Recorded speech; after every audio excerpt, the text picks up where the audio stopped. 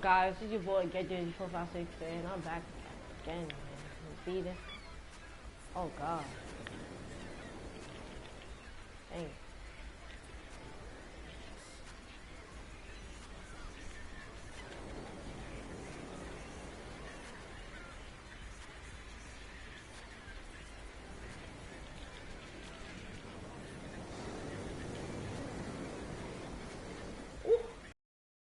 Awesome.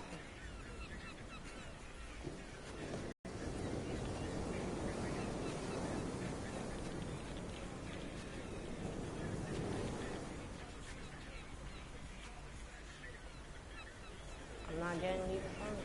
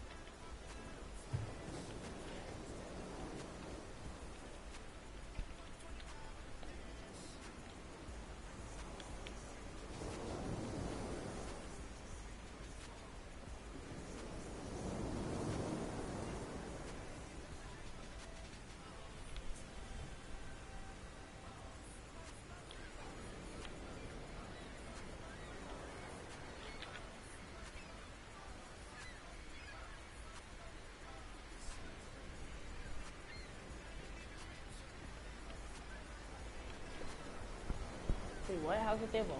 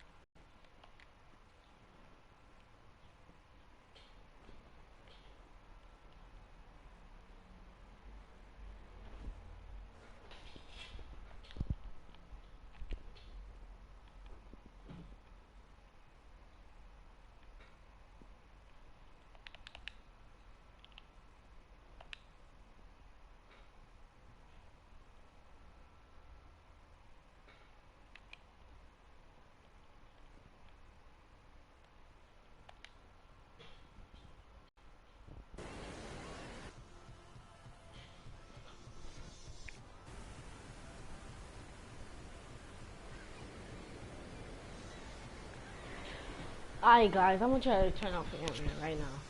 How am I lagging? Let me close this.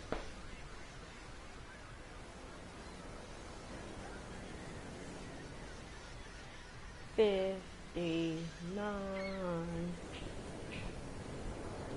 59, 59.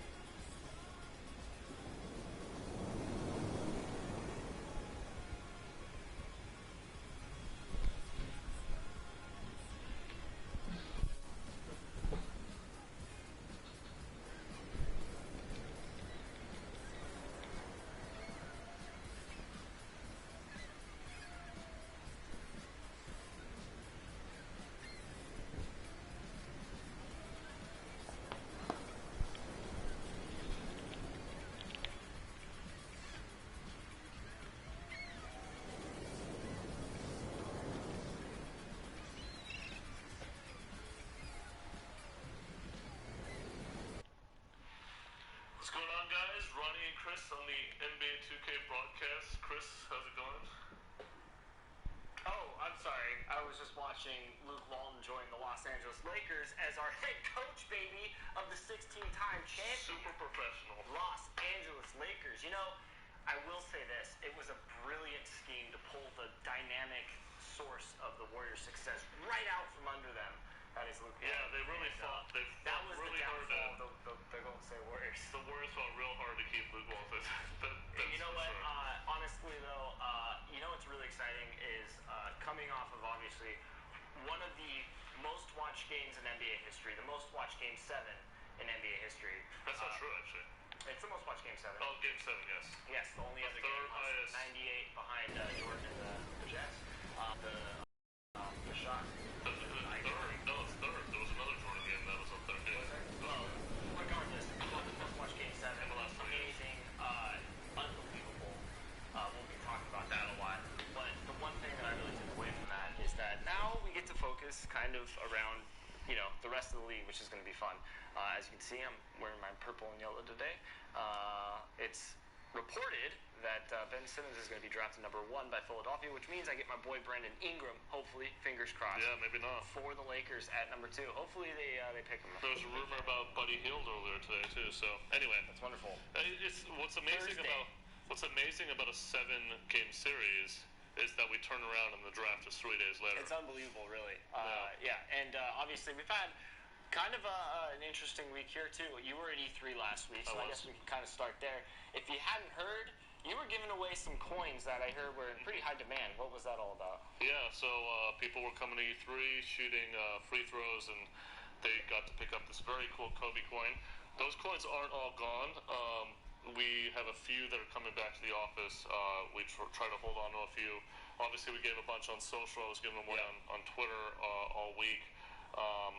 They're single use, but you know, people were pretty thrilled. And obviously, if you wanted a guarantee that you could get a code, you could show up at E3 and try to make a basket.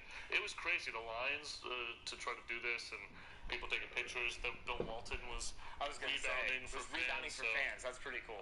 There was a bunch of cool things. Real quick, not to turn this around, make it a Bill Walton story, but when I was younger, I'm sure like many of you guys who have ever played basketball, I went to a basketball camp when you were younger. He taught me one of the drills I used all the way through college, actually, to shoot, and it's one of the best drills ever, shooting drill before each game, and also taught me things about, like, respect the game, like, you wouldn't go into it, like, always tuck in your shirt. Yeah. So that I always took from him, because he was like, you wouldn't walk to church and just scrap your clothes. So I could go there, it's kind of like a place of, you know, specialness, as he called it, and some other... Some NBA guys don't follow that. But it was cool. My point is, it's cool to see Bill Walton there. Just such an involved person around the game of basketball that, you know, he's also entertaining, highly entertaining, and his son's not doing too bad either. Head coach of the 16-time it was funny, NBA champion. At E3, when people kept coming up to him, they're like, "Oh, congratulations on your son's success," and it was, I mean. That, of course, is relevant, but, I mean, Bill Walton was one of the best rebounders and one of the best NBA players of all time, so it was just kind of funny, but cool to have him by. He's big in the, so it was cool. It's amazing the amount of NBA players that are gamers. So involved around esports, whether it's for, you know, other title shooters, different genres, and then, you know, it's going to be very interesting to see what's beyond Phase 1, of course, which was road to the finals. We'll be talking about that way down the road. Yeah. Lots to talk about way down the road. But E3, so what else? Yeah, so... who was on the coin real quick? Kobe Bryant.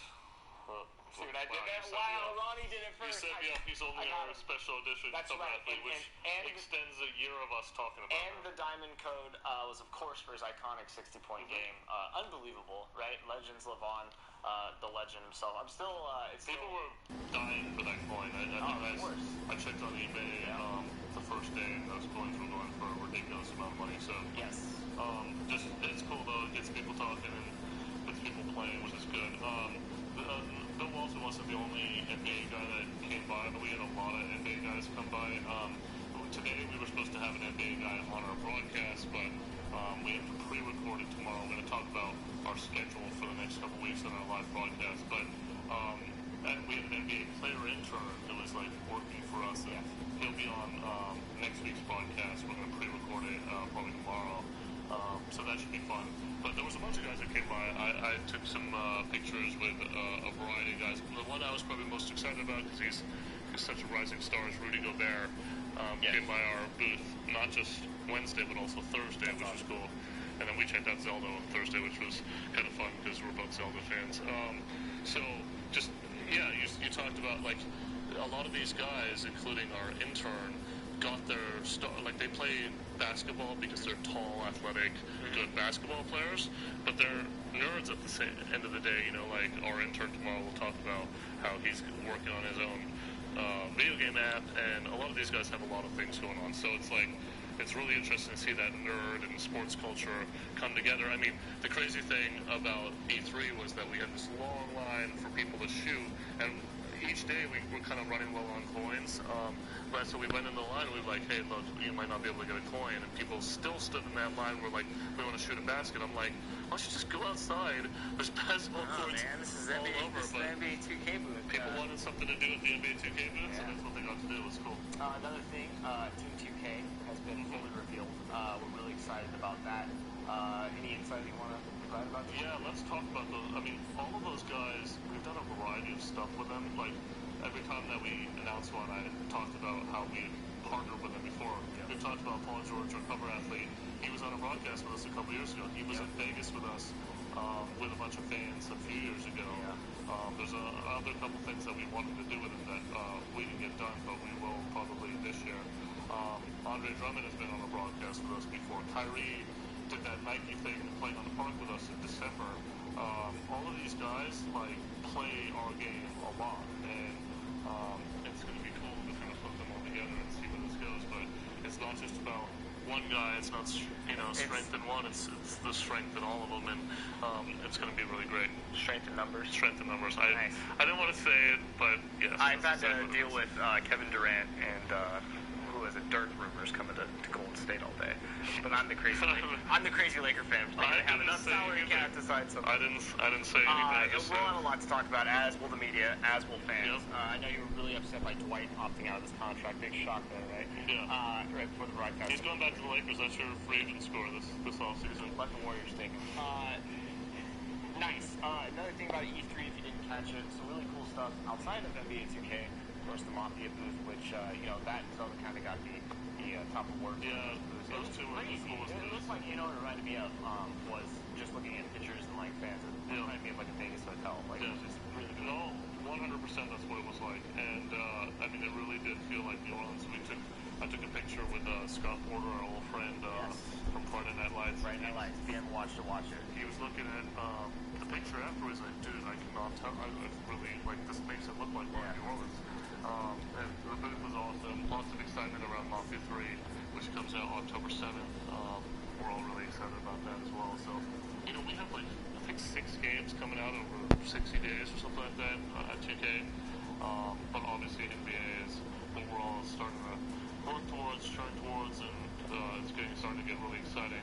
Obviously, we're a few weeks from being able to talk about it at the deeper level, but that's not to say that we haven't talked about it at all.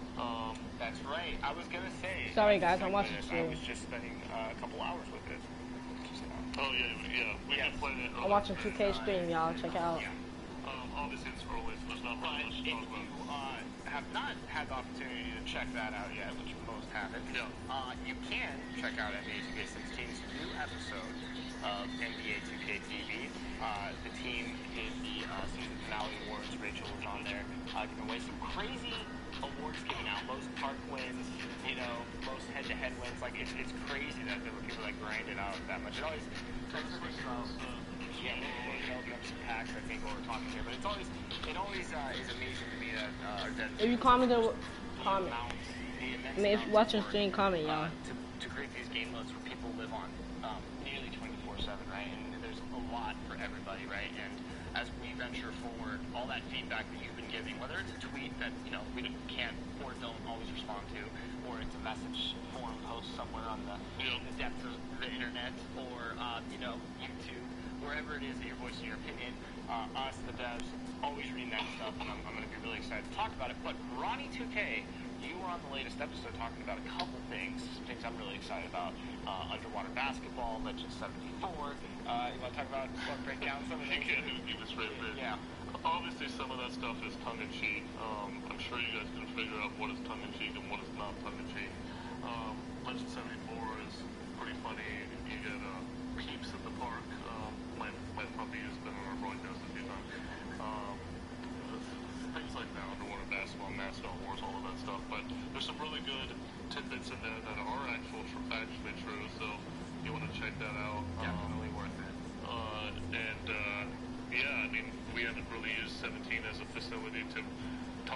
year's game, and that's a big thing that you and I do a lot. So I thought it was important we thought it was important for me to be on the show to talk about some of the new things that were coming up. And so you should definitely check it out. A couple weeks ago, you were on 2K TV, and you talked about the road to the finals, Fallout, and that was pretty exciting. The show has been running on television, ABC, CBS, NBC. I don't know if you talked about it on last week's broadcast while I was out, but on very large television shows, 2K. I mean, it arrived a long time ago, but on the national scene to that level, it's really great. And of course, Robert Flores, previously with ESPN, doing all the anchor work there, and it's a great dude, very knowledgeable. Scott Pollard, former 2008 world champion for the Boston Celtics. He had a great rivalry going. He was playing against my Lakers back in the 2001, 2002 era with the Kings and Lakers. He was part of that rivalry. But it was great to get insight from both of those guys. You can check them out on the show. And we have local listings up on Facebook as well, so you can check out those. It's a different dynamic than the live broadcast that we did, and we're really excited about it because one of the big differences, obviously, is the behind-the-scenes thing. But the other big difference is that it's not one tuning channel, so we can't just tell you, hey, go watch it 7 p.m. tomorrow. Every network, every national, regional area has it on at different times. New York was this past weekend, LA and San Francisco was over the weekend before, Chicago was this past weekend too. But there's still a lot of really big markets. I think Tampa, Seattle are this weekend, and there's still some. Miami's got one coming up, Vegas has got one coming up. So there's still some to check it out. Then we'll be able to check it out. Then we're probably going to put it online eventually. But really cool. Very cool. If you definitely worth seeing. You get a chance to see it. Even if you watched our live broadcast, it's definitely absolutely. Really, really cool stuff. And it's great hearing from the players a little bit more, right? You got more background into their story. Something that we couldn't do live, especially with a quick turnaround about finding out who those. I mean, again, those players, a lot of them met for the first time in their life a day before they played for $250,000. It's pretty crazy. That's what it's all about, man. Bringing people together, competing, NBA 2K, and this is just phase one. Who knows where it goes from here? So. We did want to talk about something 2K16 related, which was obviously, this time of year things start kind of tuning down in terms of content and whatnot, but we do have one very cool big pack offering left. It's called the Second Chance Pack, and it's coming on Friday. It's a kind of a conglomeration of a variety of packs that we've released in formats that don't have very many cards out there, like MVP, All-Star, Defensive Player of the Year.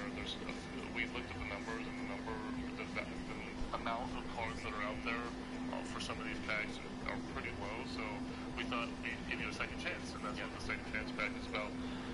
We're hoping that is released on Friday, and then it will be available for a couple weeks for you to pick up some cards that you have missed out on and are too expensive on the auction house for you to go get. So right on, Second Chance Pack. So we'll confirm that on Twitter, but it's looking like it's going to be Friday. Once we have a confirmation of that, we'll of course post and keep you guys updated. I'm kind of spread the word a little bit right now. So Second Chance Packs coming to NBA 2K16 my team. One thing I did want to talk about, going back. Sorry, I'm busy with it. Is it National Selfie Day? It's National Selfie Day. Nice. I'm taking selfies. Nice. You're getting, portions of your left and right side of your face and straight on, because you got to look good, right? Yep, National Selfie Day is super important. Got it. Speaking of locker codes, talk about it a little bit. I talked about it last week. I'm going to stop the stream, y'all. But, now that on that episode of